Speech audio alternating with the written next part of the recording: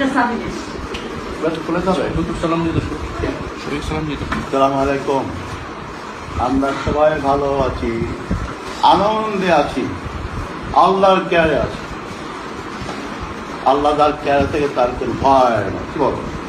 এবং শয়তানের চক্রান্ত অবশ্যই দুর্বল। ইন্না কাইদা শাইতানু কানা দাইফা। ইনশাআল্লাহ শয়তান পরাজিত হইবে, আল্লাহ বিজয়ী হবে ইনশাআল্লাহ। নিঃসন্দেহে ইবলিস নিয়ে চক্রান্ত আল্লাহ বাংলাদেশকে মুশরিকদের গোলাম করে দেবেন না ইনশাআল্লাহ। আল্লাহ আমাদের পরীক্ষা করছেন, হাত্তা জুলজুলনা জুলজুল হাত্তা ইয়াকুল রাসূলা মাতা নাসরুল্লাহ আলা ইন্না নাসরুল্লাহ করিব। রায় পর্যন্ত জুলজুল ভাব ছিল না, রায় হওয়ার পর জুলজুল ভাব চলে আসছে। এখন আল্লাহ তাই ইনশাআল্লাহ। নিঃসন্দেহে ইহা একটি শয়তানের চক্রান্ত, এবং শয়তান চক্রান্ত পরাজিত হবেই।